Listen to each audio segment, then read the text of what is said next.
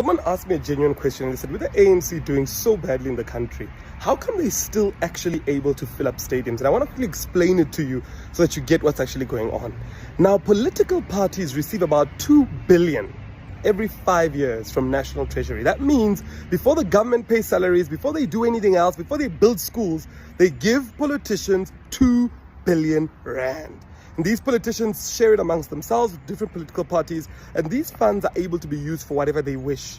So firstly, there's money that comes from government for them to arrange people, bust them down, pay them for them to actually show up and, show this whole, we've got the support, we've got a stadium. But beyond that, there's also another form of cadre deployment that's at play here. What happens in many of these communities, especially our rural communities, is that there's actually people that are there, councillors that are there, that are put by the ANC to represent them, that continue to lie and intimidate the people.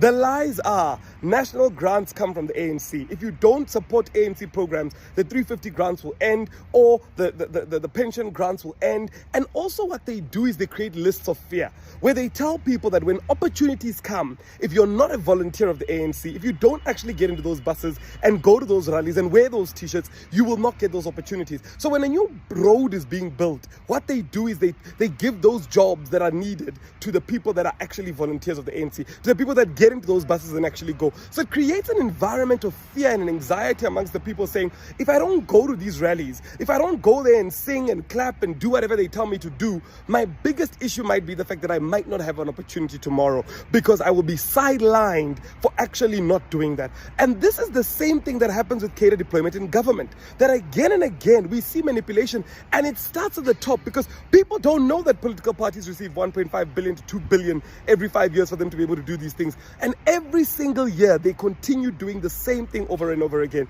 getting people into buses, telling them if you don't do it, you'll miss out on opportunities. They use the funds that they receive from government to continue to do this. So it's no surprise that they do this, because if you were receiving a good 300 million untaxed every single year from government as a political party, of course you'd be able to fill up a stadium. That's not what we expect you to do. We actually expect you to use that 300 million to actually develop political ideologies in your political party, to actually develop the people in your political party, not to bust them down and buy them t-shirts and force them to sing songs that you choose for them to sing.